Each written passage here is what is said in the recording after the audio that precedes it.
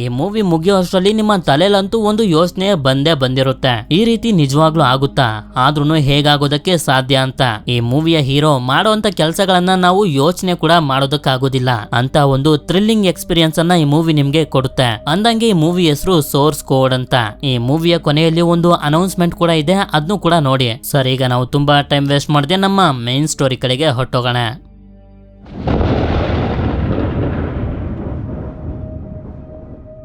ಮೂವಿಯ ಮೊದಲ ಸೀನ್ನಲ್ಲಿ ನಮ್ಗೆ ಶಿಕಾಗೋ ಸಿಟಿನ ತೋರಿಸ್ತಾರೆ. ಈ ಸಿಟಿಯಿಂದ ಸ್ವಲ್ಪ ದೂರದಲ್ಲಿ ಒಂದು ಟ್ರೈನ್ ಶಿಕಾಗೋ ಸಿಟಿಗೆ ಬರ್ತಿರುತ್ತೆ. ಅದೇ ಟ್ರೈನ್ ನಲ್ಲಿ ಕ್ಯಾಪ್ಟನ್ ಕಾಲ್ಟರ್ ಸ್ಟೀವನ್ಸ್ ಅನ್ನೋ ಒಬ್ಬ ವ್ಯಕ್ತಿಗೂ ಕೂಡ ಸಡನ್ ಆಗಿ ಎಚ್ಚರ ಆಗುತ್ತೆ. ಕಾಲ್ಟರ್ಗಂತೂ ಏನು ಅರ್ಥನೇ ಆಗ್ತಿರೋದಿಲ್ಲ. ನಾನು ಸಡನ್ ಆಗಿ ಇಲ್ಲಿಗೆ ಹೇಗ್ ಬಂದೆ ಅಂತ ಯೋಚನೆ ಮಾಡ್ತಿರ್ತಾನೆ. ಇವನ ಮುಂದೆ ಒಬ್ಳು ಹುಡುಗಿ ಕೂಡ ಇರ್ತಾಳೆ. ಇವಳ ಹೆಸರು ಕ್ರಿಸ್ಟಿನಾ ಅಂತ. ಕ್ರಿಸ್ಟಿನಾ ಇವನಿಗೆ ಹೇಳ್ತಿರ್ತಾಳೆ, ನೀನು ಕೊಟ್ಟಂತ ಅಡ್ವೈಸ್ ಅನ್ನ ನಾನು ಅಕ್ಸೆಪ್ಟ್ ಮಾಡ್ಕೊಂಡಿದ್ದೀನಿ. ನಾನು ಮನಃಶಾಂತಿಗೋಸ್ಕರ ಇಂಡಿಯಾಗೆ ಹೋಗ್ತೀನಿ ಅಂತ. ಅದೇ ಸಮಯಕ್ಕೆ ಒಬ್ಳು ಲೇಡಿ ಹೋಗ್ತಿರ್ಬೇಕಾದ್ರೆ ಇವನ ಶೂ ಮೇಲೆ ಕೂಲ್ ಡ್ರಿಂಕ್ಸ್ ಅನ್ನ ಚೆಲ್ಕೊಂಡು ಹೊರಟೋಗ್ತಾಳೆ. ಆದ್ರೆ ಇವನಿಗೆ ಇಲ್ಲೆಲ್ಲ ಏನ್ ನಡೀತಿದೆ ಅಂತಾನೆ ಅರ್ಥ ಆಗ್ತಿರೋದಿಲ್ಲ. ಎಲ್ಲರನ್ನು ತುಂಬಾ ವಿಚಿತ್ರವಾಗಿ ನೋಡ್ತಿರ್ತಾನೆ. ಅದೇ ಸಮಯಕ್ಕೆ ಅಲ್ಲಿಗೆ ಕಂಡಕ್ಟರ್ ಬಂದು ಟಿಕೆಟ್ ಅನ್ನ ಕೇಳ್ತಾರೆ. ಆಗ ಕ್ರಿಸ್ಟಿನಾ ಇವನ ಪಾಕೆಟ್ ನಲ್ಲಿರುವಂತ ಟಿಕೆಟ್ ಅನ್ನ ತೆಗೆದು ಅವರಿಗೆ ಕೊಡ್ತಾಳೆ. ಇಲ್ಲಿ ಕ್ರಿಸ್ಟಿನಾ ಕಾಲ್ಟರ್ ನ ಶಾನ್ ಅಂತ ಕರಿತಿರ್ತಾಳೆ. ಏನಕ್ಕೆ ಅನ್ನೋದು ಶಾನ್ಗೂ ಕೂಡ ಅರ್ಥ ಆಗೋದಿಲ್ಲ. ಆದ್ರಿಂದ ಅವಳಿಗೆ ಅರ್ಥ ಮಾಡಿಸೋದಕ್ಕೆ ಪ್ರಯತ್ನ ಪಡ್ತಾನೆ. ನೀನ್ ಯಾರು ಅನ್ನೋದು ನನಗೆ ನಿಜವಾಗ್ಲೂ ಗೊತ್ತಿಲ್ಲ. ನನ್ನ ಹೆಸರು ಕ್ಯಾಪ್ಟನ್ ಕಾಲ್ಟರ್ ಸ್ಟೀವನ್ಸ್ ಅಂತ. ನಾನು US ಏರ್ ಫೋರ್ಸ್ ನಲ್ಲಿ ಒಬ್ಬ ಪೈಲಟ್. ಆಫ್ಘಾನಿಸ್ತಾನ ಮೇಲೆ ನಮ್ಮ ಯುದ್ಧ ನಡೀತಿತ್ತು. ಕಣ್ಬಿಟ್ ನೋಡಿದ್ರೆ ನಾನು ಈ ಟ್ರೈನ್ ನಲ್ಲಿ ಇದ್ದೀನಿ ಅಂತ. ಆದ್ರೆ ಕ್ರಿಸ್ಟಿನಾ ಮಾತ್ರ ಅವನ ಮಾತನ್ನ ಸೀರಿಯಸ್ ಆಗಿ ತಗೊಳ್ಳೋದಕ್ಕೆ ಹೋಗೋದಿಲ್ಲ. ಇವನು ಜೋಕ್ಸ್ ಮಾಡ್ತಿದ್ದಾನೆ ಅಂತ ಸುಮ್ನಾಗ್ತಾಳೆ. ನಾನ್ ಸ್ವಲ್ಪ ವಾಶ್ರೂಮ್ ಹೋಗಿ ಬರ್ತೀನಿ ಅಂತ ಇವನು ಹೋಗ್ತಿರ್ಬೇಕಾದ್ರೆ ಒಬ್ಬ ಸ್ಟೂಡೆಂಟ್ ಹೊರಗಡೆ ಹೋಗ್ತಿರೋಂತ ಪ್ಯಾಸೆಂಜರ್ ಹತ್ರ ಬಂದು ನಿಮ್ಮ ಪರ್ಸ್ ನ ಬಿಡಿಸ್ಕೊಂಡು ಹೋಗ್ತಿದ್ರ ತಗೊಳ್ಳಿ ಅಂತ ಕೊಟ್ಟು ಹೋಗ್ತಾನೆ. ಕಾಲ್ಟರ್ ಕೂಡ ಇದನ್ನೆಲ್ಲ ಅಲ್ಲೇ ನಿಂತ್ಕೊಂಡು ನೋಡ್ತಿರ್ತಾನೆ. ಮುಂದಿನ ಸ್ಟಾಪ್ ಯಾವ್ದು ಅಂತ ಕೇಳಿದಾಗ ಸ್ಟೂಡೆಂಟ್ ಇವನಿಗೆ ಹೇಳ್ತಾನೆ, ಮುಂದೆ ಶಿಕಾಗೋ ಸಿಟಿ ಬರ್ತಿದೆ ಅಂತ. ಇದೇ ಆಶ್ಚರ್ಯದಲ್ಲಿ ಇವನು ಮತ್ತೆ ಇವನ ಸೀಟ್ಗೆ ಬಂದು ಕುಂತ್ಕೋತಾನೆ. ಟ್ರೈನ್ ಕೂಡ ಅದ್ರ ಪಾಡ್ಗೆ ಶಿಕಾಗೋ ಸಿಟಿ ಕಡೆಗೆ ಹೋಗ್ತಿರುತ್ತೆ. ಹೀಗೆ ಹೋಗ್ತಿರ್ಬೇಕಾದ್ರೆ ಕಾಲ್ಟರ್ ವಿಂಡೋದಲ್ಲಿ ಯಾರ್ದೋ ಬೇರೆ ಮುಖನ ನೋಡ್ತಾನೆ. ಆದ್ರಿಂದ ಇವನು ವಾಶ್ರೂಮ್ಗೆ ಬಂದು ಅಲ್ಲಿರೋ ಕನ್ನಡಿಲಿ ನೋಡಿದಾಗ ಇವನಿಗೆ ಒಂದು ದೊಡ್ಡ ಶಾಕೆ ಕಾದಿರುತ್ತೆ. ಯಾಕೆಂತಂದ್ರೆ ಕನ್ನಡಿಲಿ ತೋರಿಸ್ತಿರೋಂತ ಮುಖ ಇವಂದಲ್ವೇ ಅಲ್ಲ. ಆಗ ಇವನಿಗೆ ಗೊತ್ತಾಗುತ್ತೆ ಇವನು ಯಾರ್ದೋ ಬೇರೆ ಬಾಡಿಲಿ ಇದ್ದಾನೆ ಅಂತ. ನಮ್ಗೆ ಯಾಕೆ ಕಾಲ್ಟರ್ ನ ಮುಖನ ಈ ರೀತಿ ತೋರಿಸ್ತಿದ್ದಾರೆ ಅಂತಂದ್ರೆ ಕಾಲ್ಟರ್ ನ ನಿಜವಾದ ಮುಖ ಈ ರೀತಿನೇ ಇರೋದು. ಇವನ ಬ್ರೈನ್ಗೂ ಕೂಡ ಇವನ ಮುಖ ಇದೇ ರೀತಿನೇ ಗೊತ್ತಿರೋದು. ಅಂದ್ರೆ ಬ್ರೈನ್ ಕಾನ್ಶಿಯಸ್ನೆಸ್ ಮಾತ್ರ ಕಾಲ್ಟರ್ದು, ಬಾಡಿ ಶಾನ್ ಅನ್ನೋ ಬೇರೆ ವ್ಯಕ್ತಿದು. ಈ ವಿಷಯ ಇವನಿಗೆ ಗೊತ್ತಾಗ್ತಿದ್ದಂಗೆನೆ ಆಕಾಶನೇ ತಲೆ ಮೇಲೆ ಬಿದ್ದಂಗೆ ಆಗೋಗುತ್ತೆ. ಇವನು ವಾಶ್ರೂಮ್ ಇಂದ ಹೊರಗಡೆ ಬಂದಾಗ ಕ್ರಿಸ್ಟಿನಾ ಕೂಡ ಅಲ್ಲೇ ಇರ್ತಾಳೆ. ಅದೇ ಸಮಯಕ್ಕೆ ಆ ಟ್ರೈನ್ ನಲ್ಲಿ ಒಂದು ಬಾಂಬ್ ಬ್ಲಾಸ್ಟ್ ಆಗಿ ಪಕ್ಕದಲ್ಲಿ ಹೋಗ್ತಿರುವಂತ ಗೂಡ್ಸ್ ಗಾಡಿನೂ ಕೂಡ ಬ್ಲಾಸ್ಟ್ ಆಗೋಗುತ್ತೆ. ಈ ಬ್ಲಾಸ್ಟ್ ನಲ್ಲಿ ಟ್ರೈನ್ ನಲ್ಲಿದ್ದಂತ ಜನರೆಲ್ಲರೂ ಸತ್ತೋಗ್ತಾರೆ. ಸ್ವಲ್ಪ ಹೊತ್ತಿನ ನಂತರ ಕಾಲ್ಟರ್ಗೆ ಒಂದು ಜಾಗದಲ್ಲಿ ಎಚ್ಚರ ಆಗುತ್ತೆ. ನೋಡಿದ್ರೆ ಇವನು ಯಾವುದೋ ಒಂದು ಕ್ಯಾಪ್ಸುಲ್ ತರದ ಜಾಗದಲ್ಲಿ ಇರ್ತಾನೆ. ಹಾಗೆ ಇವನನ್ನ ಒಂದು ಚೇರ್ಗೆ ಕಟ್ಟಾಕಿರ್ತಾರೆ. ಅದೇ ಸಮಯಕ್ಕೆ ಗುಡ್ವಿನ್ ಅನ್ನೋ ಒಬ್ಳು ಲೇಡಿ ಆಫೀಸರ್ ಇವನನ್ನ ಕೇಳ್ತಾಳೆ, ನೀವು ಏನ್ ನೋಡಿದ್ರಿ ಅಂತ. ಆಗ ಇವನು ಕೂಡ ಹೇಳ್ತಾನೆ, ಟ್ರೈನ್ ಅಲ್ಲಿ ಹೋಗ್ತಿರ್ಬೇಕಾದ್ರೆ ಅಲ್ಲೊಂದು ಬ್ಲಾಸ್ಟ್ ಆಗೋಯ್ತು ಅಂತ. ನಂತರ ಗುಡ್ವಿನ್ ವಿಡಿಯೋ ಮುಖಾಂತರ ಇವನ ಜೊತೆ ಕಾಂಟ್ಯಾಕ್ಟ್ ಮಾಡಿ ಮಾತಾಡೋದಕ್ಕೆ ಶುರು ಮಾಡ್ತಾಳೆ. ಹೀಗೆ ಮಾತಾಡ್ತಾ ಇವನ ಮೆಮೊರಿ ಪವರ್ ಅನ್ನ ಚೆಕ್ ಮಾಡೋದಕ್ಕೆ ಅಂತ ಒಂದು ಟೆಸ್ಟ್ ನ ಕೂಡ ಮಾಡ್ತಾಳೆ. ಆ ಎಲ್ಲಾ ಟೆಸ್ಟ್ ನಲ್ಲೂ ಕಾಲ್ಟರ್ ಪಾಸ್ ಆಗ್ತಾನೆ. ನಂತರ ಗುಡ್ವಿನ್ ಅವನಿಗೆ ಹೇಳ್ತಾಳೆ, ಬಾಂಬ್ ಅನ್ನ ಯಾರಿಟ್ಟಿದ್ದು ನೆನಪು ಮಾಡ್ಕೊಳಕ್ಕೆ ಪ್ರಯತ್ನ ಪಡುವಂತ. ಇಲ್ಲ, ನನಗೆ ಅದ್ರ ಬಗ್ಗೆ ಏನು ಕೂಡ ಗೊತ್ತಿಲ್ಲ ಅಂತ ಇವನು ಹೇಳ್ತಿರ್ತಾನೆ. ನೀನು ಬಾಂಬರ್ ಅನ್ನ ಕಂಡುಹಿಡಿಯೋದಕ್ಕೆ ಮತ್ತೆ ಹೋಗ್ಲೇಬೇಕು ಅಂತ ಗುಡ್ವಿನ್ ಹೇಳ್ತಾಳೆ. ನಂತರ ಅದೇ ಟ್ರೈನ್ ನಲ್ಲಿ ಹಾಗೆ ಅದೇ ಸಮಯದಲ್ಲಿ ಕಾಲ್ಟರ್ಗೆ ಮತ್ತೊಂದ್ಸಲ ಎಚ್ಚರ ಆಗುತ್ತೆ. ಮೊದಲನೇ ಸಲ ಇವನ್ ಜೊತೆ ಏನೇನಾಯ್ತೋ ಈಗ್ಲೂ ಕೂಡ ಅದೇ ತರ ಆಗೋದಕ್ಕೆ ಶುರು ಆಗುತ್ತೆ. ಕಾಲ್ಟರ್ ಅನ್ಕೋತಿರ್ತಾನೆ, ಇದೊಂದು ಗೇಮ್ ಇರ್ಬೋದು, ನನ್ನನ್ನ ಟೆಸ್ಟ್ ಮಾಡ್ತಿರ್ಬೋದು ಅಂತ. ಆದ್ರಿಂದ ಇವನು ಕೂಡ ಆ ಬಾಂಬ್ ಇಟ್ಟವ್ರನ್ನ ಕಂಡುಹಿಡಿಯೋದಕ್ಕೆ ಶುರು ಮಾಡ್ತಾನೆ. ಮತ್ತೆ ಅದೇ ಸೀನ್ ರಿಪೀಟ್ ಆಗುತ್ತೆ. ಒಬ್ಬ ವ್ಯಕ್ತಿ ಪರ್ಸ್ ಅನ್ನ ಬಿಡಿಸ್ಕೊಂಡು ಹೊರಟೋಗ್ತಾನೆ. ಅದನ್ನ ಒಬ್ಬ ಸ್ಟೂಡೆಂಟ್ ಎತ್ಕೊಂಡು ಹೋಗಿ ಆ ವ್ಯಕ್ತಿಗೆ ವಾಪಸ್ ಕೊಡ್ತಾನೆ. ಕಾಲ್ಟರ್ಗಂತೂ ಏನು ಅರ್ಥನೇ ಆಗ್ತಿರೋದಿಲ್ಲ. ಪ್ರತಿಯೊಬ್ಬರನ್ನು ಕೂಡ ಡೌಟ್ ಇಂದಾನೆ ನೋಡ್ತಿರ್ತಾನೆ, ಯಾರ್ ಬೇಕಾದ್ರೂ ಇಲ್ಲಿ ಬಾಂಬ್ ಅನ್ನ ಇಟ್ಟಿರ್ಬೋದು ಅಂತ. ಮೊದಲನೇ ಸಲ ಬಾಂಬ್ ಬ್ಲಾಸ್ಟ್ ಆಗಿದ್ದು ವಾಶ್ರೂಮ್ ಅಲ್ಲಿ ಅಂತ ಇವನು ವಾಶ್ರೂಮ್ ನ ಒಳಗಡೆ ಬಂದು ಅಲ್ಲೆಲ್ಲ ಚೆಕ್ ಮಾಡೋದಕ್ಕೆ ಶುರು ಮಾಡ್ತಾನೆ. ಆಗ ಇವನಿಗೆ ವೆಂಟಿಲೇಷನ್ ಪ್ಯಾನಲ್ ನ ಒಳಗಡೆ ಆ ಬಾಂಬ್ ಸಿಗುತ್ತೆ. ಆ ಬಾಂಬ್ ಗೆ ಒಂದು ಫೋನ್ ಕೂಡ ಕನೆಕ್ಟ್ ಆಗಿರುತ್ತೆ. ಇವನು ಆ ಬಾಂಬ್ ಅನ್ನ ಡಿಫ್ಯೂಸ್ ಮಾಡೋದಕ್ಕೆ ನೋಡ್ತಾನೆ. ಆದ್ರೆ ಆ ಬಾಂಬ್ ನ ಬಗ್ಗೆ ಇವನಿಗೆ ಜಾಸ್ತಿ ಇನ್ಫಾರ್ಮೇಶನ್ ಇಲ್ಲದೆ ಇರೋದ್ರಿಂದ ಅಲ್ಲಿಂದ ಹೊರಗಡೆ ಬಂದು ಎಲ್ಲಾ ಪ್ಯಾಸೆಂಜರ್ಸ್ ಗಳಿಗೆ ಹೇಳ್ತಾನೆ, ನಾನೊಬ್ಬ ಮಿಲಿಟರಿ ಆಫೀಸರ್. ಸ್ಟೇಷನ್ ಬರೋವರೆಗೂ ನೀವ್ ಯಾರು ಕೂಡ ನಿಮ್ಮ ಎಲೆಕ್ಟ್ರಾನಿಕ್ ವಸ್ತುಗಳನ್ನ ಯೂಸ್ ಮಾಡಬಾರ್ದು. ಪ್ಲೀಸ್ ಎಲ್ಲರೂ ಇದಕ್ಕೆ ಸಪೋರ್ಟ್ ಮಾಡ್ಬೇಕು ಅಂತ. ಯಾಕೆಂತಂದ್ರೆ ಬಾಂಬ್ ಇಟ್ಟಿರೋನು ಇಲ್ಲೇ ಇರ್ಬೋದು. ಅವನೇನಾದ್ರೂ ಬಾಂಬ್ ಹತ್ರ ಇರುವಂತ ಫೋನ್ ಗೆ ಕಾಲ್ ಮಾಡಿದ್ರೆ ಬಾಂಬ್ ಬ್ಲಾಸ್ಟ್ ಆಗೋಗುತ್ತೆ ಅಂತ. ಆದ್ರೆ ಅಷ್ಟೊತ್ತಿಗೆ ಮತ್ತೊಂದ್ಸಲ ಬಾಂಬ್ ಬ್ಲಾಸ್ಟ್ ಆಗೋಗುತ್ತೆ. ನಂತರ ಇವನಿಗೆ ಮತ್ತೆ ಅದೇ ಜಾಗದಲ್ಲಿ ಎಚ್ಚರ ಆಗುತ್ತೆ. ಗುಡ್ವಿನ್ ಅವನನ್ನ ಕೇಳ್ತಾಳೆ, ನಿನಗೆ ಬಾಂಬರ್ ಯಾರು ಅಂತ ಗೊತ್ತಾಯ್ತಾ ಅಂತ. ಆದ್ರೆ ಕಾಲ್ಟರ್ ಮಾತ್ರ ಅವಳಿಗೆ ಏನು ಕೂಡ ಹೇಳೋದಿಲ್ಲ. ಯಾಕೆಂತಂದ್ರೆ ಇಲ್ಲಿ ಇಲ್ಲೆಲ್ಲ ಏನ್ ನಡೀತಿದೆ ನನಗೆ ಮೊದಲು ಗೊತ್ತಾಗ್ಬೇಕು ಅಂತ. ಆದ್ರಿಂದ ಗುಡ್ವಿನ್ ಈ ಎಕ್ಸ್ಪೆರಿಮೆಂಟ್ ನ ಇನ್ಚಾರ್ಜ್ ರಫ್ಲೆಡ್ಜ್ ಅನ್ನೋ ಸೈಂಟಿಸ್ಟ್ ನ ಕೇಳ್ತಾಳೆ ಎಲ್ಲಾ ವಿಷಯನೂ ಹೇಳ್ಬೋದಾ ಅಂತ.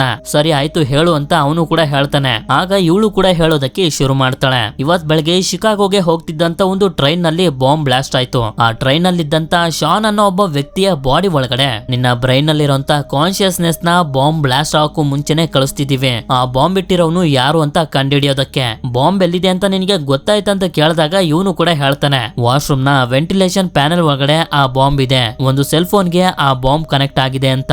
ಆಗ ಇವಳು ಹೇಳ್ತಾಳೆ ಸರಿ ಆಯ್ತು ಅದನ್ನ ನೀನು ಬಿಡು, ಬಾಂಬ್ ಅನ್ನ ಯಾರು ಇಟ್ಟಿರೋದು ಅಂತ ಮಾತ್ರ ನೀನು ಕಂಡಿಡಿ. ಯಾಕೆಂತಂದ್ರೆ ನಮ್ಗೆ ಸಿಕ್ಕಿರುವಂತ ಇನ್ಫಾರ್ಮೇಶನ್ ನ ಪ್ರಕಾರ ಟ್ರೈನ್ ನಲ್ಲಿ ಬಾಂಬ್ ಇಟ್ಟಿರುವಂತ ವ್ಯಕ್ತಿನೇ ಶಿಕಾಗೋ ಸಿಟಿಲಿ ಒಂದು ನ್ಯೂಕ್ಲಿಯರ್ ಬಾಂಬ್ ಅನ್ನ ಬ್ಲಾಸ್ಟ್ ಮಾಡೋದಕ್ಕೆ ಹೊರಟಿದ್ದಾನೆ. ಟ್ರೈನ್ ನಲ್ಲಿ ಬಾಂಬ್ ಇಟ್ಟಿರೋನು ಯಾರು ಅಂತ ನಮ್ಗೆ ಗೊತ್ತಾದ್ರೆ ಶಿಕಾಗೋ ಸಿಟಿಲಿ ನಾವು ಬಾಂಬ್ ಬ್ಲಾಸ್ಟ್ ಆಗೋದನ್ನ ತಪ್ಪಿಸಬಹುದು ಅಂತ ಹೇಳಿ ಮತ್ತೆ ಅದೇ ಸಮಯಕ್ಕೆ ವಾಲ್ಟರ್ ನ ಕಳಿಸ್ತಾರೆ. ಈಗ ಇವನಿಗೆ ಎಲ್ಲಾ ವಿಷಯ ಗೊತ್ತಾಗಿರೋದ್ರಿಂದ ತುಂಬಾ ಹುಷಾರಾಗಿ ಕೆಲಸ ಮಾಡೋದಕ್ಕೆ ಶುರು ಮಾಡ್ತಾನೆ. ಕಾಲ್ಟರ್ ಕ್ರಿಸ್ಟಿನ್ ಆಗಿ ಈ ವಿಷಯನ ಹೇಳಿ ಅರ್ಥ ಮಾಡಿಸೋದಕ್ಕೆ ಪ್ರಯತ್ನ ಪಡ್ತಾನೆ. ಆದ್ರೆ ಅವಳು ಅದನ್ನ ಜೋಕ್ ತರ ನೋಡ್ತಾಳೆ ಹೊರತು ಸೀರಿಯಸ್ ಆಗಿ ತಗೊಳ್ಳೋದೇ ಇಲ್ಲ.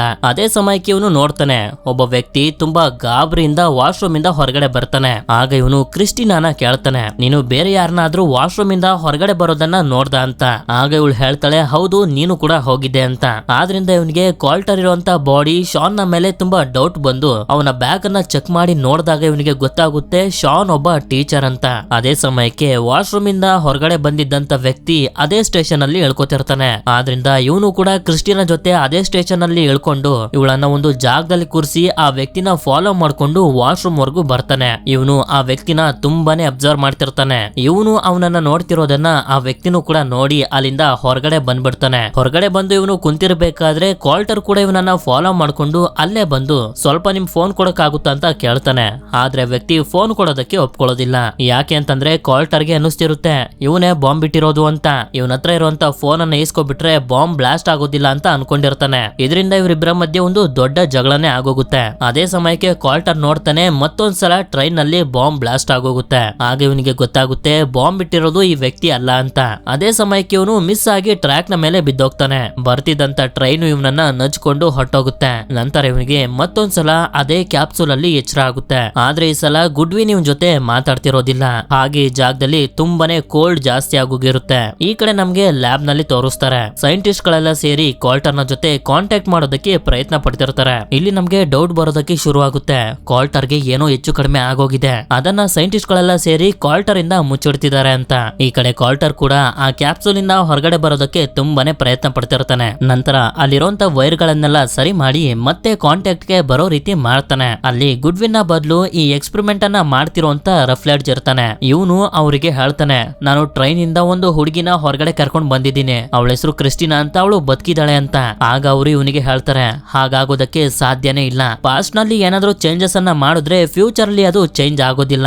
ಒಬ್ಬ ಮನುಷ್ಯ ಸತ್ ಮೇಲೂ ಕೂಡ ಅವನ ಬ್ರೈನ್ ನಲ್ಲಿ 8 ನಿಮಿಷದ ಮೆಮೊರಿ ರೆಕಾರ್ಡ್ ಆಗಿರುತ್ತೆ. ಆದ್ರಿಂದ ನಾವು ಟ್ರೈನ್ ನಲ್ಲಿ ಇದ್ದಂತ ಶಾನ್ ಅನ್ನೋ ಒಬ್ಬ ವ್ಯಕ್ತಿಯ ಬ್ರೈನ್ ನ ಒಳಗಡೆ ನಿನ್ನ ಕಾನ್ಶಿಯಸ್ನೆಸ್ ನ ಕಳಿಸ್ತಿರೋದು. ಆಕ್ಚುಲಿ ನೀನು ಟ್ರೈನ್ ನಲ್ಲಿ ಏನೇನೆಲ್ಲ ನೋಡಿದ್ಯಾ ಅದೆಲ್ಲ ಶಾನ್ ನ ಬ್ರೈನ್ ನಲ್ಲಿ ಇರುವಂತ 8 ನಿಮಿಷದ ಮೆಮೊರಿ ಅಷ್ಟೇ. ಆ ಟೈಮ್ ಈಗಾಗ್ಲೇ ಮುಗ್ದೋಗಿದೆ. ನೀನು ಅಲ್ಲಿ ಯಾವುದೇ ಚೇಂಜಸ್ ಅನ್ನ ಮಾಡಿದ್ರು ಕೂಡ ಫ್ಯೂಚರ್ ಅಲ್ಲಿ ಅದು ಚೇಂಜ್ ಆಗೋದಿಲ್ಲ. ಈಗ ನಮ್ಮ ಹತ್ರ ಜಾಸ್ತಿ ಟೈಮ್ ಕೂಡ ಇಲ್ಲ.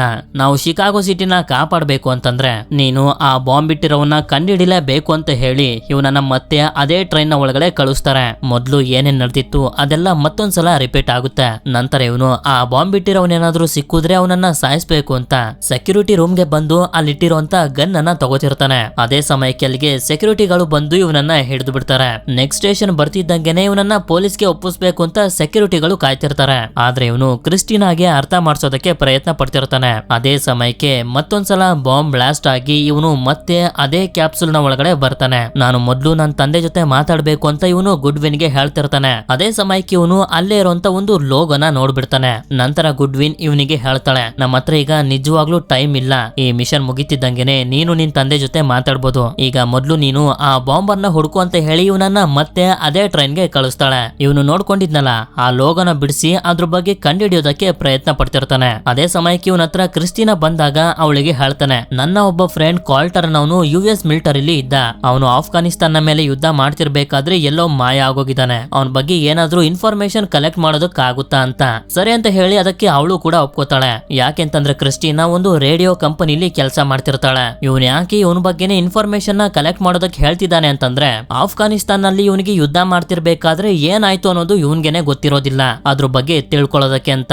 ಅದೇ ಸಮಯಕ್ಕೆ ಅಲ್ಲೇ ಇರುವಂತ ಒಬ್ಬ ವ್ಯಕ್ತಿ ಫೋನ್ ನಲ್ಲಿ ಮಾತಾಡ್ತಿರ್ತಾನೆ. ಆದ್ರಿಂದ ಇವನು ಆ ವ್ಯಕ್ತಿನೇ ಬಾಂಬರ್ ಇರ್ಬೋದು ಅಂತ ಅವನ ಬ್ಯಾಗ್ ಅನ್ನ ಕಿತ್ಕೊಂಡು ಚೆಕ್ ಮಾಡಿ ನೋಡಿದಾಗ ಇವನಿಗೆ ಗೊತ್ತಾಗುತ್ತೆ ಇವನು ಬಾಂಬ್ ಇಟ್ಟಿಲ್ಲ, ಇವನು ಮಾಮೂಲಿ ಒಬ್ಬ ಪ್ಯಾಸೆಂಜರ್ ಅಂತ. ಅದೇ ಸಮಯಕ್ಕೆ ಮೇಲೆ ಇರುವಂತ ಒಂದು ಬ್ಯಾಗ್ ಅನ್ನ ನೋಡ್ತಾನೆ. ಅದೊಂದು ಮಿಲಿಟರಿ ಕ್ಯಾಂಪ್ ನ ಬ್ಯಾಗ್ ಆಗಿರುತ್ತೆ. ಆದ್ರಿಂದ ಇವನು ಆ ಬ್ಯಾಗ್ ನ ಓನರ್ ಹತ್ರ ಬರ್ತಾನೆ. ಯಾಕೆಂತಂದ್ರೆ ಅವರು ಕೂಡ ಮಿಲಿಟರಿಲಿ ಕೆಲಸ ಮಾಡಿರ್ತಾರೆ, ಈ ಲೋಗೋ ಬಗ್ಗೆ ಏನಾದ್ರೂ ಗೊತ್ತಿರಬಹುದು ಅಂತ.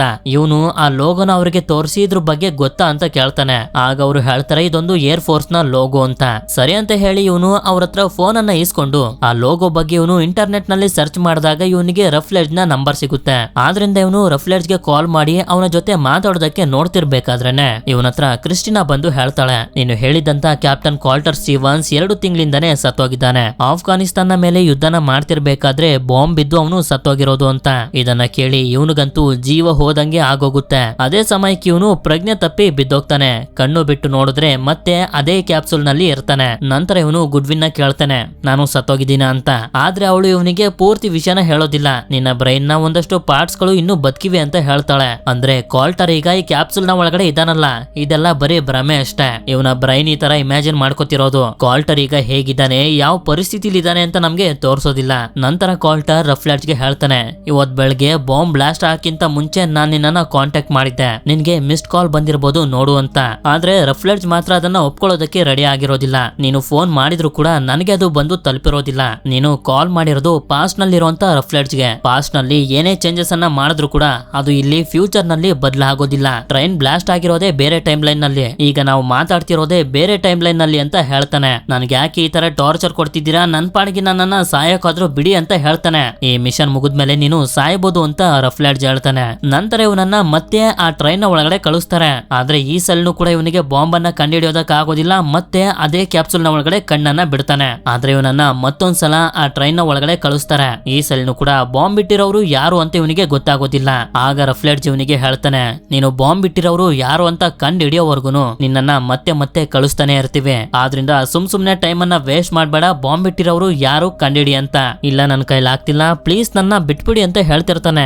ಆಗ ರಫ್ಲೆಡ್ಜ್, ನೀನು ಹುಟ್ಟಿರೋದೇ ಜನರನ್ನ ಕಾಪಾಡೋದಕ್ಕೆ, ಇದು ನಿನ್ನ ಕೆಲ್ಸ, ನಿನ್ ಕೈಲಿ ಹಾಗೆ ಆಗುತ್ತೆ, ನೀನ್ ಮಾಡೇ ಮಾಡ್ತೀಯ ಅಂತ ಹೇಳ್ತಾ ಕಾಲ್ಟರ್ ನ ತಂದೆ ಮಾತಾಡಿರೋಂತ ಒಂದು ರೆಕಾರ್ಡ್ ನ ಅವನಿಗೆ ಕೇಳಿಸ್ತಾರೆ. ಅದ್ರಲ್ಲಿ ಕಾಲ್ಟರ್ ನ ತಂದೆ ಹೇಳ್ತಿರ್ತಾರೆ, ನನ್ ಮಗನ್ಗೆ ಮಿಲಿಟರಿನೇ ಫ್ಯಾಮಿಲಿ ಆಗಿತ್ತು, ಅವನು ತುಂಬಾ ದೊಡ್ಡ ದೇಶಭಕ್ತ, ದೇಶಕ್ಕೋಸ್ಕರನೇ ಅವನು ಪ್ರಾಣ ಬಿಟ್ಟಿರೋದ್ರಿಂದ ಅವನ ಮೇಲೆ ನನಗೆ ಹೆಮ್ಮೆ ಇದೆ, ನನ್ ಮಗ ನಿಜವಾದ ಹೀರೋ ಅಂತ. ಇವನ ತಂದೆಯ ಧ್ವನಿನ ಕೇಳಿ ಇವನಿಗೆ ತುಂಬಾನೇ ಸಂತೋಷ ಆಗುತ್ತೆ. ಆದ್ರಿಂದ ಈ ಕೆಲಸ ಮಾಡ್ತೀನಿ ಅಂತ ಒಪ್ಕೋತಾನೆ. ಅದಕ್ಕೆ ಇವನನ್ನ ಮತ್ತೊಂದ್ಸಲ ಟ್ರೈನ್ ಒಳಗಡೆ ಕಳಿಸ್ತಾರೆ. ಇವನು ಟ್ರೈನ್ ಒಳಗಡೆ ಬರ್ತಿದ್ದಂಗೆನೆ ಸೆಕ್ಯೂರಿಟಿ ರೂಮ್ ಗೆ ಹೋಗಿ ಗನ್ನ ತಗೋತಾನೆ. ಅಲ್ಲಿಂದ ಸೀದಾ ವಾಶ್ರೂಮ್ ಗೆ ಬಂದು ಬಾಂಬ್ ಹತ್ರ ಬರ್ತಾನೆ. ನಂತರ ತುಂಬಾ ಧೈರ್ಯ ಮಾಡಿ ಆ ಬಾಂಬ್ ಗೆ ಕನೆಕ್ಟ್ ಆಗಿದ್ದಂತ ಫೋನ್ ಅನ್ನ ರಿಮೂವ್ ಮಾಡ್ಬಿಡ್ತಾನೆ. ಅದೇ ಫೋನ್ ನಲ್ಲಿ ಕಾಲ್ ಹಿಸ್ಟ್ರಿನ ಚೆಕ್ ಮಾಡಿದಾಗ ಒಂದು ನಂಬರ್ ಇವನಿಗೆ ಸಿಗುತ್ತೆ. ಆ ನಂಬರ್ ಗೆ ಇವನು ಕಾಲ್ ಮಾಡಿ ಬಾಂಬ್ ಇಟ್ಟಿರೋನ ಹತ್ರ ಮಾತಾಡ್ತಾ ಹೊರಗಡೆ ಬಂದು ನೋಡಿದ್ರೆ ಒಬ್ಬ ವ್ಯಕ್ತಿ ಫೋನ್ ನಲ್ಲಿ ಮಾತಾಡ್ತಿರ್ತಾನೆ. ಆದ್ರಿಂದ ಅವನಿಗೆ ಗನ್ ಪಾಯಿಂಟ್ ಅನ್ನ ಮಾಡಿ ಕೇಳ್ತಾನೆ, ನೀನ್ ಇವತ್ತು ಈ ಟ್ರೈನ್ ನಲ್ಲಿ ಬಾಂಬ್ ಇಟ್ಟು ಈ ಟ್ರೈನ್ ನ ಬ್ಲಾಸ್ಟ್ ಮಾಡೋದಕ್ಕೆ ನೋಡ್ತಿದ್ದೆ ಅಲ್ವಾ, ಅದು ಈಗ ಸಾಧ್ಯ ಆಗೋದಿಲ್ಲ, ನಾನು ಬಾಂಬ್ ಇಂದ ಮೊಬೈಲ್ ಅನ್ನ ರಿಮೂವ್ ಮಾಡ್ಬಿಟ್ಟಿದೀನಿ ಅಂತ. ಅದನ್ನ ಕೇಳಿ ಆ ವ್ಯಕ್ತಿಗೆ ಏನು ಕೂಡ ಅರ್ಥನೇ ಆಗ್ತಿರೋದಿಲ್ಲ. ನೀವೇನ್ ಮಾತಾಡ್ತಿದ್ದೀರಾ ನನಗೆ ಸ್ವಲ್ಪನೂ ಕೂಡ ಅರ್ಥ ಆಗ್ತಿಲ್ಲ, ನಾನು ನನ್ನ ವೈಫ್ ಜೊತೆ ಮಾತಾಡ್ತಿದ್ದೆ, ಬೇಕಾದ್ರೆ ನೀವು ಇನ್ನೊಂದ್ಸಲ ಕಾಲ್ ಮಾಡಿ ನೋಡಿ ಅಂತಾನೆ. ಇವನು ಮತ್ತೊಂದ್ಸಲ ಕಾಲ್ ಮಾಡಿದಾಗ ಇವನ ಫೋನ್ ರಿಂಗ್ ಆಗೋದಿಲ್ಲ. ಆದ್ರಿಂದ ಅವನಿಗೆ ಸಾರಿ ಹೇಳಿ ಇವನು ಮತ್ತೊಂದ್ಸಲ ಕಾಲ್ ಮಾಡಿದ್ರೆ ಹೊರಗಡೆ ಹೋಗ್ತಿರುವಂತ ಒಬ್ಬ ವ್ಯಕ್ತಿಯ ಫೋನ್ ರಿಂಗ್ ಆಗ್ತಿರುತ್ತೆ. ಆ ವ್ಯಕ್ತಿ ಬೇರೆ ಯಾರು ಅಲ್ಲ, ಒಬ್ಬ ಸ್ಟೂಡೆಂಟ್ ಪರ್ಸ್ನ ನೀವು ಬಿಟ್ಬಿಟ್ಟು ಹೋಗಿದ್ದೀರಾ ಅಂತ ವಾಪಸ್ ಕೊಡ್ತಿರ್ತಾನಲ್ಲ ಅದೇ ವ್ಯಕ್ತಿ ಇವನು. ಆದ್ರಿಂದ ಕಾಲ್ಟರ್ ಅವನನ್ನ ಫಾಲೋ ಮಾಡೋದಕ್ಕೆ ಶುರು ಮಾಡ್ತಾನೆ. ನೋಡಿದ್ರೆ ಆ ವ್ಯಕ್ತಿ ಅವನ ಪರ್ಸನ್ನ ಬೇಕು ಅಂತಾನೆ ಟ್ರೈನ್ ನಲ್ಲಿ ಬಿಟ್ಬಿಟ್ಟು ಹೋಗ್ತಿರ್ತಾನೆ. ಆದ್ರಿಂದ ಕಾಲ್ಟರ್ ಆ ಪರ್ಸನ್ನ ನೋಡಿದಾಗ ಇವನಿಗೆ ಗೊತ್ತಾಗುತ್ತೆ ಬಾಂಬ್ ಇಟ್ಟಿರೋನ ಹೆಸರು ಡೆರೆಕ್ ಫ್ರಾಸ್ಟ್ ಅಂತ. ಅದೇ ಸಮಯಕ್ಕೆ ಟ್ರೈನ್ ನ ಡೋರ್ ಕೂಡ ಕ್ಲೋಸ್ ಆಗ್ಬಿಡುತ್ತೆ. ತುಂಬಾ ಕಷ್ಟಪಟ್ಟು ಇವನು ಹೊರಗಡೆ ಬಂದು ಬೀಳ್ತಾನೆ. ಅದನ್ನ ಕ್ರಿಸ್ಟಿನಾ ಕೂಡ ನೋಡ್ಬಿಡ್ತಾಳೆ. ನಂತರ ಇವನು ನೋಡ್ತಾನೆ ಡೆರೆಕ್ ಫ್ರಾಸ್ಟ್ ಒಂದು ವ್ಯಾನ್ ಹತ್ರ ಇರ್ತಾನೆ. ಆ ವ್ಯಾನ್ ಹತ್ರ ಇವನು ಹೋಗ್ತಿರ್ಬೇಕಾದ್ರೆ ವ್ಯಾನ್ ನ ನಂಬರ್ ನ ಕೂಡ ನೋಟ್ ಮಾಡ್ಕೋತಾನೆ. ಇವನ ಹತ್ರ ಬರ್ತಿದ್ದಂಗೆನೆ ಇವನಿಗೆ ಗನ್ ಪಾಯಿಂಟ್ ಮಾಡಿ ಹೇಳ್ತಾನೆ, ನನ್ ಗೊತ್ತು ನೀನ್ ಯಾಕೆ ಪರ್ಸನ್ ನ ಟ್ರೈನ್ ಅಲ್ಲೇ ಹಾಕ್ಬಿಟ್ಟು ಹೋಗ್ತಿದ್ದೆ ಅಂತ. ಯಾಕೆಂತಂದ್ರೆ ಬಾಂಬ್ ಬ್ಲಾಸ್ಟ್ ನಲ್ಲಿ ಎಲ್ಲರ ಜೊತೆ ನೀನು ಕೂಡ ಸತ್ತೋದೆ ಅಂತ ತೋರ್ಸ್ಕೊಳಕ್ಕೆ. ಅಷ್ಟೇ ನಿನ್ ಕೈಲಿ ಇನ್ನೇನು ಮಾಡೋದಕ್ಕೆ ಆಗೋದಿಲ್ಲ, ಸರೆಂಡರ್ ಆಗು ಅಂತ ಹೇಳ್ತಿರ್ಬೇಕಾದ್ರೇನೆ ಇವನು ವ್ಯಾನ್ ಡೋರ್ ಅನ್ನ ಓಪನ್ ಮಾಡ್ತಾನೆ. ಆಗ್ಲೇ ನಮ್ಗೆ ಗೊತ್ತಾಗೋದು ಇವನು ಶಿಕಾಗೋ ಸಿಟಿನ ಬ್ಲಾಸ್ಟ್ ಮಾಡೋದಕ್ಕೆ ಅಂತ ನ್ಯೂಕ್ಲಿಯರ್ ಬಾಂಬ್ ಅನ್ನ ವ್ಯಾನ್ ನಲ್ಲೇ ಇಟ್ಕೊಂಡಿದ್ದಾನೆ ಅಂತ. ಆ ಬಾಂಬ್ ಅನ್ನ ತೋರ್ಸೋಂತ ನೆಪದಲ್ಲಿ ಇವನಿಗೆ ಶೂಟ್ ಮಾಡ್ಬಿಡ್ತಾನೆ. ಅದೇ ಸಮಯಕ್ಕೆ ಮೈಕೆಲ್ಗೆ ಕ್ರಿಸ್ಟಿನಾ ಕೂಡ ಬರ್ತಾಳೆ, ಅವಳಿಗೂ ಕೂಡ ಶೂಟ್ ಮಾಡ್ಬಿಡ್ತಾನೆ. ನಂತರ ಇವನು ಹೊರಗಡೆ ಬಿದ್ದಿರ್ಬೇಕಾದ್ರೆ ಕೇಳ್ತಾನೆ ಇದನ್ನೆಲ್ಲ ಯಾಕೆ ಮಾಡ್ತಿದ್ಯಾ ಅಂತ. ಆಗ ಅವನು ಹೇಳ್ತಾನೆ ಈ ಪ್ರಪಂಚ ನರ್ಕ ಆಗೋಗಿದೆ, ಇದನ್ನೆಲ್ಲ ನಾವು ಸರಿ ಮಾಡಬೇಕು, ಅದಕ್ಕೆ ಮೊದಲು ಈ ಪ್ರಪಂಚನ ನಾಶ ಮಾಡಿ ಮತ್ತೊಂದ್ಸಲ ಕ್ರಿಯೇಟ್ ಮಾಡ್ಬೇಕು ಅಂತ ಹೇಳಿ ಅವನು ಅಲ್ಲಿಂದ ವ್ಯಾನ್ ನ ತಗೊಂಡು ಹೊರಟೋಗ್ತಾನೆ. ಕಾಲ್ಟರ್ ಹಾಗೆ ಕ್ರಿಸ್ಟಿನಾ ಸಾಯುವಂತ ಕ್ಷಣದಲ್ಲಿ ಇರ್ತಾರೆ. ಈ ಕಡೆ ನಮ್ಗೆ ಟ್ರೈನ್ ನ ವಾಶ್ರೂಮ್ ಅಲ್ಲಿ ತೋರಿಸ್ತಾರೆ. ಆ ಬಾಂಬ್ಗೆ ಮತ್ತೊಂದು ಫೋನ್ ಕನೆಕ್ಟ್ ಆಗಿರುತ್ತೆ. ಇದರಿಂದ ಮತ್ತೆ ಆ ಟ್ರೈನ್ ಬ್ಲಾಸ್ಟ್ ಆಗೋಗುತ್ತೆ. ಟ್ರೈನ್ ಬ್ಲಾಸ್ಟ್ ಆಗೋದನ್ನ ಕಾಲ್ಟರ್ ಕೂಡ ನೋಡ್ತಾನೆ. ಮತ್ತೊಂದ್ಸಲ ಇವನಿಗೆ ಅದೇ ಕ್ಯಾಪ್ಸೂಲ್ ನಲ್ಲಿ ಎಚ್ಚರ ಆಗುತ್ತೆ. ಇವನು ಗುಡ್ವಿನ್ ಗೆ ಹೇಳ್ತಾನೆ ಡೆರೆಕ್ ಫ್ರಾಸ್ಟ್ ಅನ್ನೋ ಒಬ್ಬ ವ್ಯಕ್ತಿ ಬಾಂಬ್ ಅನ್ನ ಇಟ್ಟಿರೋದು ಅಂತ. ಹಾಗೆ ಅವನು ನ್ಯೂಕ್ಲಿಯರ್ ಬಾಂಬ್ ಅನ್ನ ಇಟ್ಕೊಂಡು ಹೋಗ್ತಿರುವಂತ ವ್ಯಾನ್ ನ ನಂಬರ್ ಅನ್ನು ಕೂಡ ಹೇಳ್ಬಿಡ್ತಾನೆ. ಇವರಿಗೆ ಡೆರೆಕ್ ಫ್ರಾಸ್ಟ್ ನ ಬಗ್ಗೆ ಗೊತ್ತಾಗ್ತಿದ್ದಂಗೆನೆ ಎಲ್ರು ಅವನನ್ನ ಅರೆಸ್ಟ್ ಮಾಡೋದಕ್ಕೆ ಅಂತ ಹೋಗ್ತಾರೆ. ರಫ್ಲೆಟ್ ಜೀವನಿಗೆ ಹೇಳ್ತಾನೆ ಮಿಷನ್ ಕಂಪ್ಲೀಟ್ ಆಯ್ತು, ನಿನ್ ಕೆಲಸ ಇಲ್ಲಿಗೆ ಮುಗೀತು ಅಂತ. ಆಗ ಕಾಲ್ಟರ್ ಅವರನ್ನ ರಿಕ್ವೆಸ್ಟ್ ಮಾಡ್ಕೋತಾನೆ ಪ್ಲೀಸ್ ನನಗೆ ಒಂದೇ ಒಂದು ಚಾನ್ಸ್ ಅನ್ನ ಕೊಡಿ, ಆ ಬಾಂಬ್ ಅನ್ನ ಡಿಫ್ಯೂಸ್ ಮಾಡಿ ನಾನು ಹೇಗಾದ್ರೂ ಮಾಡಿ ಆ ಟ್ರೈನ್ ಅಲ್ಲಿರುವಂತ ಜನರನ್ನೆಲ್ಲ ಕಾಪಾಡ್ತೀನಿ ಅಂತ. ನೀನ್ ಎಷ್ಟೇ ಕಷ್ಟ ಪಟ್ರು ಅದು ಸಾಧ್ಯ ಆಗೋದಿಲ್ಲ, ಬಿಟ್ಬಿಡು ಅಂತ ಹೇಳ್ತಾನೆ. ಆದ್ರೆ ಇವನ್ ಮಾತ್ರ ಕೊನೆಯದಾಗಿ ಒಂದೇ ಒಂದು ಚಾನ್ಸ್ ಅನ್ನ ಕೊಡಿ ಅಂತ ಬೇಡ್ಕೊತಾನೆ ಇರ್ತಾನೆ. ನಂತರದ ಸೀನ್ ನಲ್ಲಿ ನಮ್ಗೆ ತೋರಿಸ್ತಾರೆ ಡೆರೆಕ್ ಶಿಕಾಗೋ ಸಿಟಿಲಿ ಬಾಂಬ್ ಅನ್ನ ಬ್ಲಾಸ್ಟ್ ಮಾಡೋದಕ್ಕೆ ಅಂತ ಹೋಗ್ತಿರ್ಬೇಕಾದ್ರೆ ಪೊಲೀಸರು ಅವನನ್ನ ಹಿಡಿದು ಅರೆಸ್ಟ್ ಮಾಡ್ತಾರೆ. ಇದು ಟಿವಿಲೂ ಕೂಡ ಬರ್ತಿರುತ್ತೆ. ರಫ್ಲೆಡ್ ನ ಎಕ್ಸ್ಪೆರಿಮೆಂಟ್ ಸಕ್ಸಸ್ಫುಲ್ ಆಗಿರೋದ್ರಿಂದ ಗವರ್ಮೆಂಟ್ ನವರು ಇವನಿಗೆ ಅಪ್ರಿಶಿಯೇಟ್ ಮಾಡ್ತಿರ್ತಾರೆ. ಹಾಗೆ ಇವನು ಟೈಮ್ ಟ್ರಾವೆಲ್ ನ ಮೇಲೆ ಎಕ್ಸ್ಪೆರಿಮೆಂಟ್ ಮಾಡೋದಕ್ಕೆ ಪರ್ಮಿಷನ್ ಕೂಡ ಕೇಳ್ತಾನೆ. ಅದಕ್ಕೆ ಗವರ್ಮೆಂಟ್ ನವರು ಕೂಡ ಇವನಿಗೆ ಪರ್ಮಿಷನ್ ನ ಕೊಟ್ಬಿಡ್ತಾರೆ. ಈ ಕಡೆ ನಮ್ಗೆ ಕಾಲ್ಟರ್ ನ ತೋರಿಸ್ತಾರೆ. ಇವನು ತುಂಬಾ ಬೇಜಾರ್ ಮಾಡ್ಕೊಂಡು ಕುಂತಿರ್ಬೇಕಾದ್ರೆ ಅಲ್ಲಿಗೆ ಗುಡ್ವಿನ್ ಬಂದು ಹೇಳ್ತಾಳೆ ಕ್ಯಾಪ್ಟನ್ ಕಾಲ್ಟರ್ ಸ್ಟೀವನ್ಸ್ ನೀವು ತುಂಬಾನೇ ಒಳ್ಳೆ ಕೆಲಸ ಮಾಡಿದ್ರ, ಕಂಗ್ರಾಚುಲೇಷನ್ಸ್ ಅಂತ. ಆದ್ರೆ ಇವನು ಅವಳಿಗೆ ಜಾಸ್ತಿ ರೆಸ್ಪಾನ್ಸ್ ಮಾಡೋದಕ್ಕೆ ಹೋಗೋದಿಲ್ಲ. ನೀವು ಮತ್ತೆ ನನ್ನನ್ನ ಟ್ರೈನ್ಗೆ ಕಳಿಸ್ತಿಲ್ಲ ಅಲ್ವಾ ಅಂತ ಕೇಳ್ತಾನೆ. ಗುಡ್ವಿನ್ ಕೂಡ ಹೇಳ್ತಾಳೆ ಇದ್ರ ಬಗ್ಗೆ ನನಗೂ ಕೂಡ ಜಾಸ್ತಿ ಇನ್ಫಾರ್ಮೇಶನ್ ಇಲ್ಲ, ಹೈಯರ್ ಆಫೀಸರ್ಸ್ ಗಳು ಹಾಗೆ ರಫ್ಲೆಡ್ ಏನ್ ಹೇಳ್ತಾರೋ ಅದನ್ನ ಕೇಳೋದಷ್ಟೇ ನನ್ ಕೆಲಸ ಅಂತ. ಆಗ ಇವನು ಅವಳಿಗೆ ಎಕ್ಸ್ಪ್ಲೇನ್ ಮಾಡ್ತಾನೆ ಆ ಟ್ರೈನ್ ನಲ್ಲಿ ಸಾವಿರಾರು ಜನಗಳು ಇದ್ದಾರೆ, ಅವರನ್ನ ನಾನು ಕಾಪಾಡಬೇಕು, ಪ್ಲೀಸ್ ನನ್ನನ್ನ ಮತ್ತೆ ಅಲ್ಲಿಗೆ ಕಳಿಸಿ ಅಂತ. ಆಗ ಇವಳು ಹೇಳ್ತಾಳೆ ಈ ಎಕ್ಸ್ಪೆರಿಮೆಂಟ್ ಅನ್ನ ಶುರು ಮಾಡಿದ್ದು ಫ್ಯೂಚರ್ ಚೆನ್ನಾಗಿರ್ಲಿ ಅಂತ, ಪಾಸ್ಟ್ ನಲ್ಲಿ ನಡೆದಿರೋದನ್ನ ಸರಿ ಮಾಡೋದಕ್ಕಲ್ಲ. ಎಷ್ಟು ಬೇಗ ಇದನ್ನ ನೀನು ಅರ್ಥ ಮಾಡ್ಕೋತೀಯೋ ಅಷ್ಟೇ ನಿನ್ಗೆ ಒಳ್ಳೇದು ಅಂತ. ಆದ್ರೆ ಕಾಲ್ಟರ್ ಮಾತ್ರ ಇದಕ್ಕೆ ಒಪ್ಕೊಳ್ಳೋದಿಲ್ಲ. ನಾನು ಮಿಲಿಟರಿಯ ಸೋಲ್ಜರ್ ಆಗಿರೋದ್ರಿಂದ ಜನರ ಪ್ರಾಣನ ಕಾಪಾಡೋದು ನನ್ನ ಕರ್ತವ್ಯ. ಇಷ್ಟು ಸಲಿನೇ ಹೋಗ್ಬಿಟ್ಟಿದೀನಿ, ಇದೊಂದ್ಸಲ ಹೋದ್ರೆ ಏನಾಗೋಗುತ್ತೆ, ಪ್ಲೀಸ್ ನಾನು ಜನರನ್ನ ಕಾಪಾಡೋದಕ್ಕೆ ನನಗೆ ಅವಕಾಶ ಮಾಡ್ಕೊಡಿ ಅಂತಾನೆ. ಆಗ ನಮ್ಗೆ ತೋರಿಸ್ತಾರೆ ಗುಡ್ವಿನ್ ಕಂಪ್ಯೂಟರ್ ನ ಮುಖಾಂತರ ಕಾಲ್ಟರ್ ನ ಜೊತೆ ಮಾತಾಡ್ತಿರೋದು, ಡೈರೆಕ್ಟ್ ಆಗಿ ಮಾತಾಡ್ತಿಲ್ಲ ಅಂತ. ಕಾಲ್ಟರ್ ನ ಮಾತುಗಳನ್ನ ಕೇಳಿ ಇವಳಿಗೂ ಕೂಡ ಸರಿ ಅನ್ಸಿ ಇವನನ್ನ ಮತ್ತೆ ಟ್ರೈನ್ ನ ಒಳಗಡೆ ಕಳಿಸೋದಕ್ಕೆ ಒಪ್ಕೊಂಡು ಅವನಿಗೆ ಹೇಳ್ತಾಳೆ ನೀನ್ ಏನೇ ಮಾಡ್ಬೇಕು ಅಂತಂದ್ರು ನಿನ್ನ ಹತ್ರ ಇರೋದು ಬರೀ 8 ನಿಮಿಷ ಅಷ್ಟೇ. 8 ನಿಮಿಷ ಆಗ್ತಿದ್ದಂಗೆನೆ ನಿನ್ನ ಬಾಡಿಗೆ ಕೊಟ್ಟಿರುವಂತ ಲೈಫ್ ಸಪೋರ್ಟ್ ಅನ್ನ ನಾನು ತೆಗೆದು ಬಿಡ್ತೀನಿ, ನೀನು ನಿನ್ನ ದೇಹದಿಂದ ಮುಕ್ತಿ ಆಗ್ಬೋದು ಅಂತ. ಅದಕ್ಕೆ ಕಾಲ್ಟರ್ ಕೂಡ ತುಂಬಾ ಖುಷಿಯಿಂದಾನೆ ಒಪ್ಕೋತಾನೆ. ನಂತರ ಕೊನೆಯದಾಗಿ ಕಾಲ್ಟರ್ ನ ಗುಡ್ವಿನ್ ಮತ್ತೆ ಅದೇ ಟ್ರೈನ್ ಗೆ ಕಳಿಸ್ತಾಳೆ. ಇವನು ಬರ್ತಿದ್ದಂಗೆನೆ ವಾಚ್ ನಲ್ಲಿ 8 ನಿಮಿಷದ ಟೈಮರ್ ಅನ್ನ ಸೆಟ್ ಮಾಡ್ಕೋತಾನೆ. ಹಾಗೆ ಕ್ರಿಸ್ಟಿನಾ ಜೊತೆ ತುಂಬಾ ಪ್ರೀತಿಯಿಂದ ಮಾತಾಡ್ತಾ ನನ್ ಜೊತೆ ಕಾಫಿಗೆ ಬರ್ತೀಯ ಅಂತ ಕೇಳ್ತಾನೆ. ಅದಕ್ಕೆ ಅವಳು ಕೂಡ ತುಂಬಾ ಖುಷಿಯಿಂದಾನೆ ಒಪ್ಕೋತಾಳೆ. ಯಾಕೆ ಅಂತಂದ್ರೆ ಇವಳಿಗೂ ಕೂಡ ಅವನಂದ್ರೆ ಇಷ್ಟ ಇರುತ್ತೆ. ಸರಿ ನನ್ಗೆ ಸ್ವಲ್ಪ ಟೈಮ್ ಕೊಡು, ವಾಶ್ರೂಮ್ಗೆ ಹೋಗಿ ಬರ್ತೀನಿ ಅಂತ ಹೇಳಿ ಇವನು ವಾಶ್ರೂಮ್ಗೆ ಬಂದು ಬಾಂಬ್ ನಲ್ಲಿ ಕನೆಕ್ಟ್ ಆಗಿರುವಂತ ಮೊದಲನೇ ಫೋನ್ ಅನ್ನ ಡಿಸ್ಕನೆಕ್ಟ್ ಮಾಡ್ತಾನೆ. ಹಾಗೆ ಆ ಬಾಂಬ್ ಅನ್ನ ಹಿಂದೆ ತಿರುಗಿಸಿ ನೋಡಿದಾಗ ಇವನಿಗೆ ಮತ್ತೊಂದು ಫೋನ್ ಕೂಡ ಕಾಣಿಸುತ್ತೆ. ಅದನ್ನು ಕೂಡ ಡಿಸ್ಕನೆಕ್ಟ್ ಮಾಡಿ ಅಲ್ಲಿಂದ ಹೊರಗಡೆ ಬರ್ತಾನೆ. ಹೀಗೆ ಹೋಗ್ತಿರ್ಬೇಕಾದ್ರೆ ಇವನು ಡೆರೆಕ್ಟ್ ನ ಕೂಡ ನೋಟಿಸ್ ಮಾಡ್ತಾನೆ. ಹಾಗೆ ಇವನು ಸೆಕ್ಯೂರಿಟಿನ ಕೂಡ ಯಾಮಾರಿಸಿ ಹ್ಯಾಂಡ್ ಕಾಫ್ ನ ಕೂಡ ತಗೋಬಿಡ್ತಾನೆ. ಈ ಕಡೆ ಇವನು ಟೈಮ್ ಟ್ರಾವೆಲ್ ನ ಮೇಲೆ ಸ್ಟಡಿ ಮಾಡೋದಕ್ಕೆ ಎಲ್ಲಾ ತಯಾರನ್ನು ಮಾಡ್ಕೋತಿರ್ಬೇಕಾದ್ರೆ ಅಲ್ಲಿಗೆ ಗುಡ್ವಿನ್ ಬಂದು ಅವನನ್ನ ಕೇಳ್ತಾಳೆ ನಾವು ಮಾತ್ ಕೊಟ್ಟಂಗೆ ಕಾಲ್ಟರ್ ನ ಸಾಯೋದಕ್ಕೆ ಬಿಟ್ಬಿಡೋಣವಾ ಅಂತ. ಆಗ ಅವನು ಹೇಳ್ತಾನೆ ಅದು ಸಾಧ್ಯನೇ ಇಲ್ಲ, ಅವನನ್ನ ಇಟ್ಕೊಂಡು ನಾನು ಟೈಮ್ ಟ್ರಾವೆಲ್ ನ ಮೇಲೆ ಸ್ಟಡಿ ಮಾಡ್ಬೇಕು ಅಂತ ಅನ್ಕೊಂಡಿದೀನಿ, ಹೋಗು ಅವನ ಮೆಮೊರಿನೆಲ್ಲ ವೈಪ್ ಮಾಡಿ ಟೈಮ್ ಟ್ರಾವೆಲ್ ಎಕ್ಸ್ಪೆರಿಮೆಂಟ್ ಗೆ ರೆಡಿ ಮಾಡ್ಕೋ ಅಂತ. ಇದನ್ನ ಕೇಳಿ ಇವಳಿಗೆ ತುಂಬಾನೇ ಬೇಜಾರಾಗೋಗುತ್ತೆ. ಇವನೆಷ್ಟು ಸ್ವಾರ್ಥಿ ಇರ್ಬೋದು ಅಂತ ಮನ್ಸಲ್ಲೇ ಅನ್ಕೊಂಡು ಸರಿ ಅಂತ ಹೇಳಿ ಅಲ್ಲಿಂದ ಹೊರಗಡೆ ಬಂದ್ಬಿಡ್ತಾಳೆ. ಈ ಕಡೆ ಕಾಲ್ಟರ್ ಡೆರೆಕ್ ಗೆ ಗನ್ ಪಾಯಿಂಟ್ ಅನ್ನ ಮಾಡಿ ಹ್ಯಾಂಡ್ ಕಾಫ್ ಇಂದ ಅವನ ಕೈಯನ್ನ ಕಂಬಿಗೆ ಕಟ್ಟಾಕ್ತಾನೆ. ಈ ಕಡೆ ನಮ್ಗೆ ಗುಡ್ವಿನ್ ನ ತೋರಿಸ್ತಾರೆ. ರಫ್ಲೆಡ್ ನ ಕ್ಯಾಬಿನ್ ನ ಹೊರಗಡೆ ನಿಂತ್ಕೊಂಡು ಅವನನ್ನ ವಾಚ್ ಮಾಡ್ತಿರ್ತಾಳೆ. ನಂತರ ಇವನು ಬಾಂಬ್ ಇಂದ ಡಿಸ್ಕನೆಕ್ಟ್ ಮಾಡಿರುವಂತ ಫೋನ್ ಅನ್ನ ಅವನಿಗೆ ತೋರಿಸ್ತಾ ಅದೇ ಫೋನ್ ಇಂದ ಪೊಲೀಸರಿಗೆ ಫೋನ್ ಮಾಡಿ ಹೇಳ್ತಾನೆ ನನ್ನ ಹೆಸರು ಡೆರೆಕ್ ಫ್ರಾಸ್ಟ್ ಅಂತ, ಶಿಕಾಗೋಗೆ ಹೋಗ್ತಿರುವಂತ ಟ್ರೈನ್ ನಲ್ಲಿ ನಾನೊಂದು ಬಾಂಬ್ ಅನ್ನ ಇಟ್ಟಿದ್ದೀನಿ. ಹಾಗೆ ರೈಲ್ವೆ ಸ್ಟೇಷನ್ ಅಲ್ಲಿ ಒಂದು ವೈಟ್ ಕಲರ್ ವ್ಯಾನ್ ಇದೆ, ಶಿಕಾಗೋ ಸಿಟಿನ ಬ್ಲಾಸ್ಟ್ ಮಾಡೋದಕ್ಕೆ ಅಂತ ಅದ್ರಲ್ಲೊಂದು ನ್ಯೂಕ್ಲಿಯರ್ ಬಾಂಬ್ ಅನ್ನ ಇಟ್ಟಿದ್ದೀನಿ. ನಾನೊಬ್ಬ ಹುಚ್ಚ, ಎಷ್ಟು ಬೇಗ ಆಗುತ್ತೋ ಅಷ್ಟು ಬೇಗ ನನ್ನನ್ನ ಅರೆಸ್ಟ್ ಮಾಡಿ, ನಾನೀಗ ಶಿಕಾಗೋಗೆ ಹೋಗ್ತಿರುವಂತ ಅದೇ ಟ್ರೈನ್ ನಲ್ಲಿ ಒಂದು ಕಂಬಿಗೆ ಬಂದಿ ಆಗಿದ್ದೀನಿ ಅಂತ ಹೇಳಿ ಫೋನ್ ಅನ್ನ ಕಟ್ ಮಾಡ್ಬಿಡ್ತಾನೆ. ನಂತರ ಇವನು ಒಂದು ಇಮೇಲ್ ಅನ್ನ ಟೈಪ್ ಮಾಡಿ ಗುಡ್ವಿನ್ ಗೆ ಅಂತ ಕಳಿಸ್ತಾನೆ. ಅದಾದ್ಮೇಲೆ ಇವನ ತಂದೆ ರಾಬರ್ಟ್ ಸ್ಟೀವನ್ಸ್ ಗೆ ಕಾಲ್ ಮಾಡ್ತಾನೆ. ಆ ಕಡೆಯಿಂದ ಇವನ ತಂದೆ ಮಾತಾಡ್ತಿದ್ದಂಗೆನೆ ಇವನು ಕೂಡ ಹೇಳ್ತಾನೆ ನನ್ನ ಹೆಸರು ಶಾನ್ ಅಂತ, ನಾನು ಕಾಲ್ಟರ್ ಸ್ಟೀವನ್ಸ್ ನ ಫ್ರೆಂಡ್, ನಾನು ನಿಮ್ಗೆ 2 ತಿಂಗಳಾದ್ಮೇಲೆ ಕಾಲ್ ಮಾಡ್ತಿದ್ನಿ, ನನ್ನನ್ನ ಕ್ಷಮಿಸ್ಬಿಡಿ. ಕಾಲ್ಟರ್ ಸಾಯ್ಬೇಕಾದ್ರೆ ನಾನು ಅವನ ಜೊತೆನೆ ಇದ್ದೆ. ಅವನು ನಿಮ್ಗೆ ಕೊನೆಯದಾಗಿ ಸಾರಿನ ಹೇಳೋದಕ್ಕೆ ಬಯಸ್ತಿದ್ದ. ಅವ್ನ್ ಮಾಡಿದಂತ ಎಲ್ಲಾ ತಪ್ಪಿಗೂ ಸಾರಿ ಕೇಳ್ತಿದ್ದ ಅಂತ. ಅದನ್ನ ಕೇಳಿ ಇವನ ತಂದೆನೂ ಕೂಡ ಹೇಳ್ತಾರೆ, ಅವನು ಮತ್ತೆ ನನ್ಗೆ ಸಿಕ್ಬಿಟ್ರೆ ನನಗೆ ಅಷ್ಟೇ ಸಾಕು ಅಂತ. ಇದನ್ನ ಕೇಳಿ ಇವನಿಗೆ ತುಂಬಾನೇ ಅಳು ಬಂದ್ಬಿಡುತ್ತೆ. ಇವನ್ ಯಾಕೆ ನಾನೇ ಕಾಲ್ಟರ್ ಅಂತ ಅವನ ತಂದೆಗೆ ಹೇಳ್ತಿಲ್ಲ ಅಂತಂದ್ರೆ ಇನ್ನ ಸ್ವಲ್ಪ ಹೊತ್ತಲ್ಲಿ ಇವನು ಮತ್ತೊಂದ್ಸಲ ಸತ್ತೋಗ್ತಾನೆ. ನನ್ ಜೊತೆ ಮಾತಾಡಿದ್ದು ಕಾಲ್ಟರ್ ಅಂತ ಇವನ ತಂದೆಗೆ ಗೊತ್ತಾಗ್ಬಿಟ್ರೆ ಅವರು ಇನ್ನೂ ಕೂಡ ದುಃಖ ಪಡ್ತಾರೆ ಅಂತ.